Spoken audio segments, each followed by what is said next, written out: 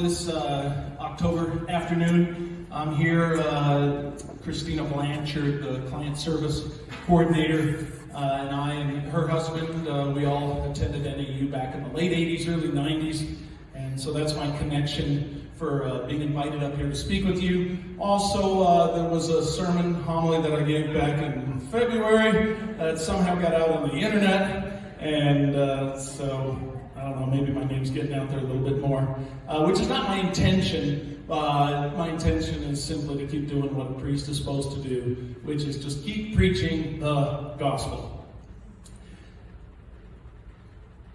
Tonight I want to, some of what I'm going to say is going to start off as being a little dark, but it also starts with karaoke. I hope most of you remember Simon and Garfunkel. All right, perhaps the most famous song. Hello, darkness, my old friend. I've come to talk with you again. The darkness. What is the darkness? There was a band in England called The Darkness. In physics, darkness is the absence of light. In art and in literature, darkness often represents the unknown, mystery, things that are just maybe a little scary. In theology and in the Bible, darkness often is a representation for the evil one, the devil, or we also know him by the name of Satan. The darkness does exist. I think all Christians, we know our story, we know our faith, that there is a dark force in the created world. Now, a lot of people would ask, why would God allow, like, the devils or the demonic to be in this world? I'm going to give you a very easy way to answer people. You say, because God is good. And people go, what? But it's true. It's a paradox of our faith. It's a paradox of the Christian faith that God allows evil in this world, but it's because God is good. Why? Because angels, who are created beings, non-corporeal, which means they don't have bodies, they're pure spirit. When angels were created, God allowed these creatures to be with him, and I'll make it very simple. I do the figure eight thing. I say they were allowed to be in the presence of God and also in his physical creation. So the angels have the ability to move in this pattern like this. Whereas the human person is created, we are created here in the physical created world to spiritually develop or metamorphosize eventually into the presence of God. But we don't move between the presence of God and the created world. We will move in that direction, and we're starting our movement now. The angels can make this movement. Well, just because some of the angels said, we don't want to be in your presence anymore, God, the goodness of God is such that he did not say, well, I'm going to take back my promise that you cannot exist down here. That is how good God is. And you want God to be that good, because when we make mistakes and when we ever turn against God, which is called sin, we don't want him to go back on his promise of promising us life. He promises us, a chance to be forgiven. And so the fact that there may be dark forces in this world is actually a sign of God's goodness. It doesn't mean God likes the dark force. It doesn't mean that he created that dark force or that evil, but it is a sign of God's goodness in a rather mysterious way that he would permit this.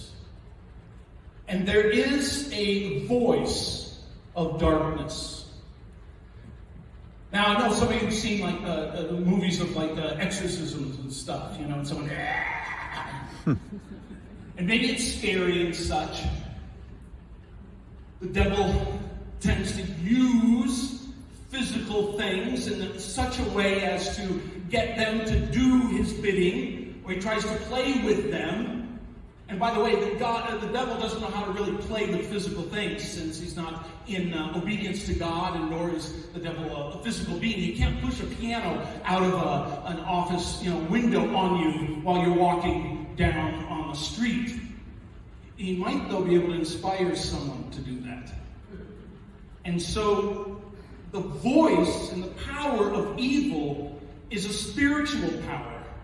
A spiritual power to get others to do its bidding. And so we would say then that evil has a voice, but it often comes through us. And it is in our society.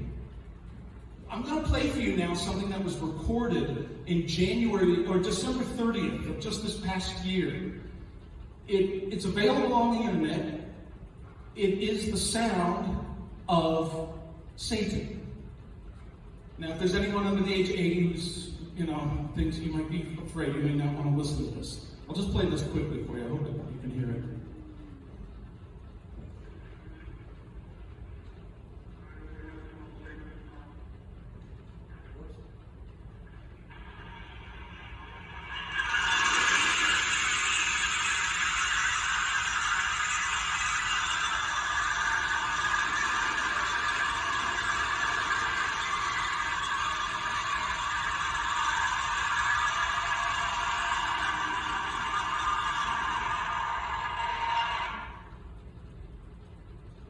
That is the sound of darkness, of the evil one.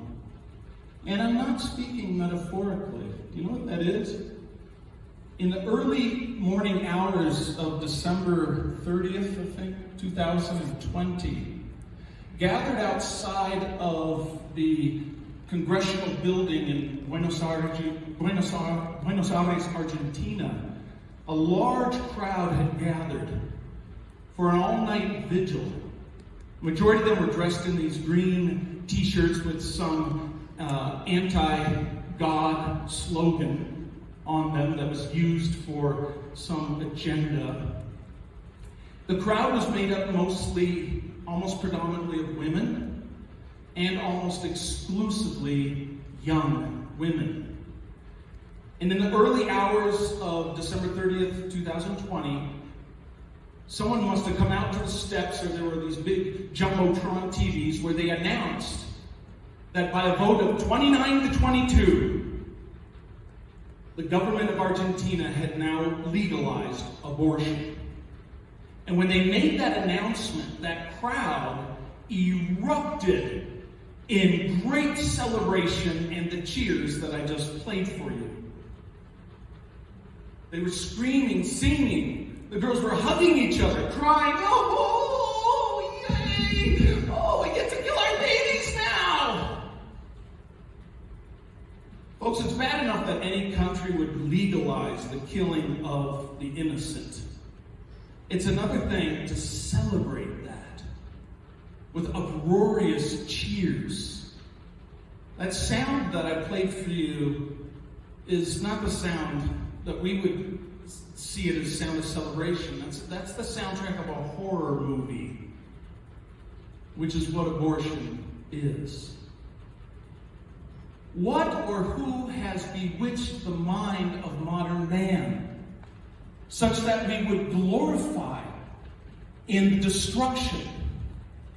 Well, we don't almost like the destruction of anything, whether it's an earthquake or a forest fire or something. The destruction of human life? What spell has been cast upon modern civilization, such that the voice of evil is growing louder in our world? Many of you know about the March for Life. There's one in Washington, D.C. every January. There's one on the West Coast in San Francisco. I don't know if anybody's been to the March for Life. A lot of times we take teens or college students. I've taken our teams several times to the one in San Francisco. We first went, I think, 2013. Took a group of teens there. And you simply walk down Market Street. It's about an hour walk or hour and a half walk, and you're just showing in a very nonviolent way your support for life. and making a visual statement. Now, there's a segment of that walk on Market Street where they allow the counter-protesters. And they warn you about that. They said, when you get to this area, you're going to walk about a city block, and people are going to be on either side yelling at you. They're going to be screaming things. Just keep walking straight ahead. All right? Don't interact with that. And I told our teens, just observe this. And so we did. When it came to that part in the walk, they are shaking coat hangers at us, signs, giving us, the finger in the middle here, calling us names, many of which start with the letter F, and it's vile. It's just a real dark experience. And I told the kids, just keep walking, and we'll talk about this afterwards. It actually might help them to see, I think I'm on the right side. So it's somewhat counterproductive. 5 years later, we went back again in 2018. Same situation. Told the teens, we're going to go through this little gauntlet here. Don't interact. Just keep walking. Watch, though, and observe. And it's the same thing. Vile, spewing ugliness at us and such. But something had changed. And when we got through that section, I gathered our group together and I said, hey, kids, I was here just 5 years ago. Most of the signs they were holding up said, keep abortion legal. I said, but it's different now. The signs now say abortion, free, and on demand. And I told the kids, I said, the voice is getting louder. They're ratcheting it up. Not just we want it legal, they want me to pay for it. Not just legal, they want doctors and nurses to violate their consciences and their Hippocratic oath and force medical institutions to get rid of workers who don't comply, or to always staffs to demand it when they want it, how they want it, free of charge. The voice is getting louder. Now here's some good news. There's a priest in Vladivostok, Russia. His name is Father Myron Effing. In the 1990s, he was asked with another priest to go over to Siberia and try to re-Catholicize Eastern Russia. And he's done a fantastic job. In fact, our parish supports his mission in Vladivostok. He came and spoke to our men's group a few years ago, and he shared with us something very interesting. He was talking about the fall of communism in the early 90s, and he was explaining how oftentimes with movements that are starting to lose their center, they get louder. He says they'll just grow and they'll get louder like a baby having a tantrum. I want this! And they get louder and louder. And then he said, then they all of a sudden just get silent. They burn out. Like a forest fire that just burns out everything and there's no fuel left. It just finally burns itself out. Like my mom says I used to have tantrums a lot as a little kid. You wouldn't believe it. But I was, very, she goes, you were mad. You were just like, and then she said, she had a friend over once, and she said, you were just throwing the worst tantrum. I was so embarrassed. And you were starting to turn blue and go, ah! And she turned to her friend who had some kids, and she said, what should I do? And her friend said, just let him turn blue, he'll pass out. And she goes, huh? Is that good parenting? This was the 1960s parenting, all right? This was good parenting, actually. And I did. I passed out. And my mom then asked her friend, she goes, now what do you think I should do? Just throw some water on him. Because my mother goes, yeah, she just threw water on me. But that was it. I just burned out. I had nowhere to go after that. And so I took comfort in the words of Father Myron Effing, saying that some of the evil in our world, some of the absolute hypocrisies that we're having to see portrayed and paraded in front of us in so many issues, we've turned that whole my body, my choice thing on its head. It has a different meaning now. I mean, everything is just becoming preposterous. And if I think about what he shared, it's like, it means it's dying. It's coming to an end. It'll get loud and then it won't have anywhere else to go. And one day it will just disappear. Do If you know who the author G.K. Chesterton is, he wrote a book called The Man Who Was Thursday about 1903. In his prologue, he has a poem. It's very difficult to understand, but he writes about that, about something that was going on in England, mostly in high society London. Some particular perversion that was spreading and being talked about, and wink, wink, nudge, nudged and stuff. And he said it was growing, and then it just died, just went away. But can we wait for that to happen? Do we invest all our hope in that it'll eventually die out? Because the Christian believes that one day we'll come before God. And God, a lot of people are so worried about Judgment Day, like, all right, here's the movie of your life of all the bad things you do. And sometimes I like to say, like, we'll be in a theater like this, and you'll have to watch the movie of your life and stuff. And I said, that could be really tough. The tough thing is if you're in the front row and you turn around and you see that it's packed with other people, and you're like, oh, no, no, the show's canceled. But on Judgment Day, it's not so much like these are the things you did wrong. It's sort of like, what did you do? What can I judge you on? What are the positive things I can judge? All this can be forgiven if you surrender it. But this cannot be done. As Shakespeare says, what is done cannot be undone. And what is undone cannot be done. And so we don't want to just wait until things just burn out. People go, wow, that was a terrible period of time in our history, and how foolish we were to allow things. We've woken up, we still need to be a voice. And so we have to be a voice now. This is what you and I are called to do in whatever way. To be a voice, because there is a loud voice out there that is guiding people down a dark corridor. And a dark corridor that risks their souls and even their earthly happiness. It doesn't even promise them earthly happiness. And so we must be a voice. Listen, how many of you have heard what we would call the straw man argument of someone saying, oh yeah, you guys all care about the little babies. What about after they're born? You heard that one? You do anything for anybody after they're born? The reality of the situation is, yes, there are a lot of programs, both governmental, non-governmental, local, church, Hope, Aid to Women Center. There is a lot of work being done to help people who find themselves in situations in which they come very close to making tragic decisions. There really are. It's just that maybe the word's not out there. And I get it. I can see a woman, who's pregnant and maybe, doesn't even know the guy or doesn't want to have that guy's kid. And she's scared. She feels she's all alone. She's got nowhere to go. And the only voice she hears is the voice that I played you in Argentina, telling her, this is the way, this is the way. And so I get it. I can see why they walk that path. And we can't just wait till that voice dies out. We need to be the voice now. We are the voice now. You are doing the voice. You're speaking the truth. You're sharing the truth with other people. We have to be the voice, because the voice of the evil one is loud. And it's ratcheting up in our day and in our time.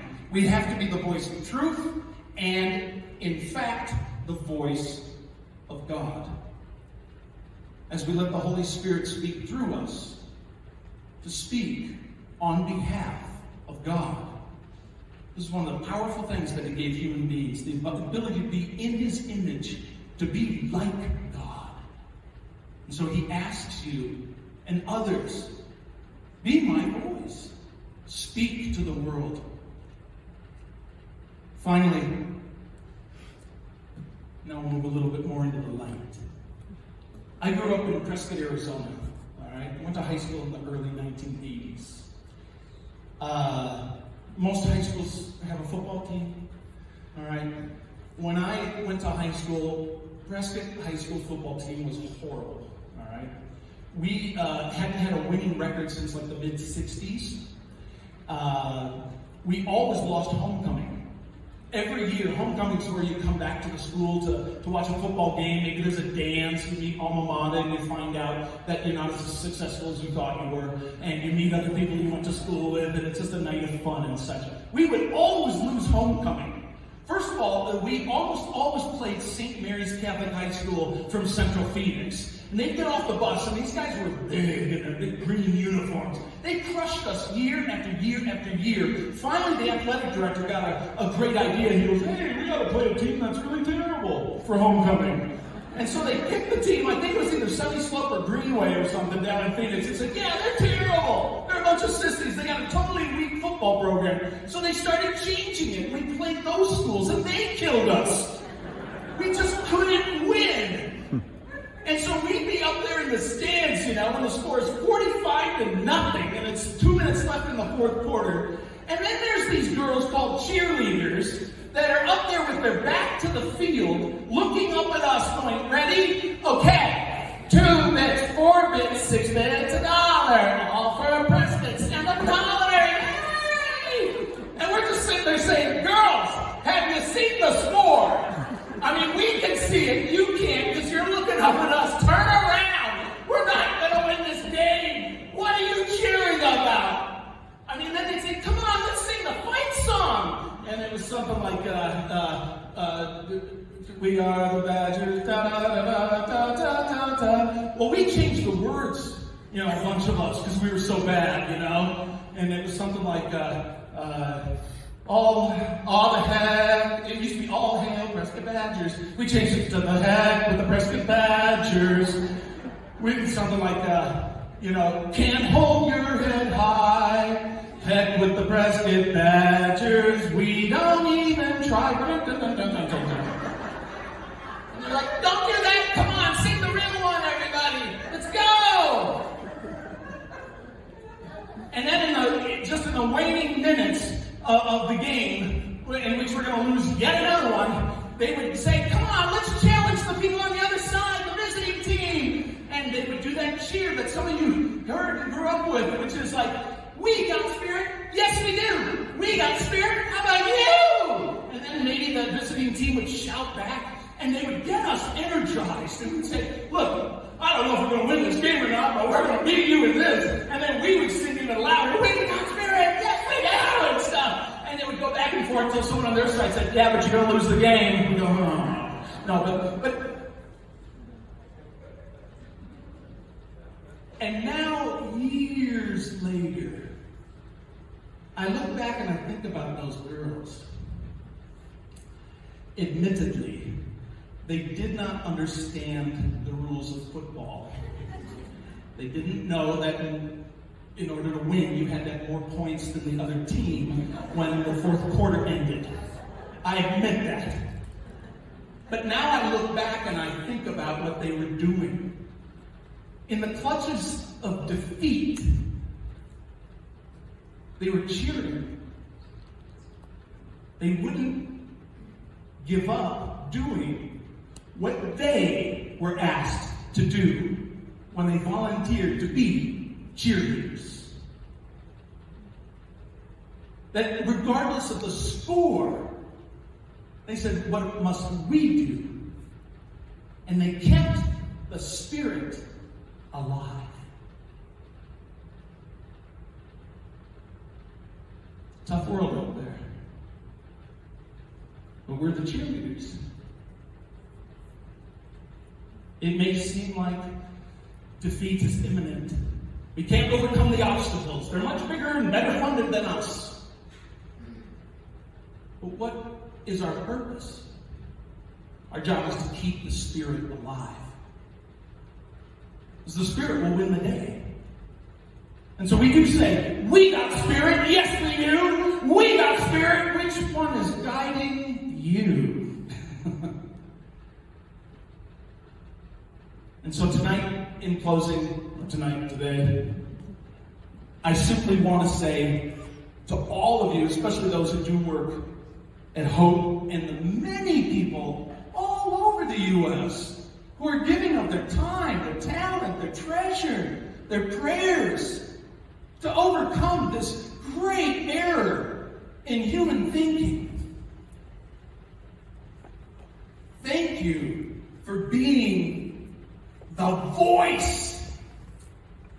the voice that is so needed in this world. Thank you for your work. Thank you for your time. Thank you for your generosity. Thank you for keeping up the fight.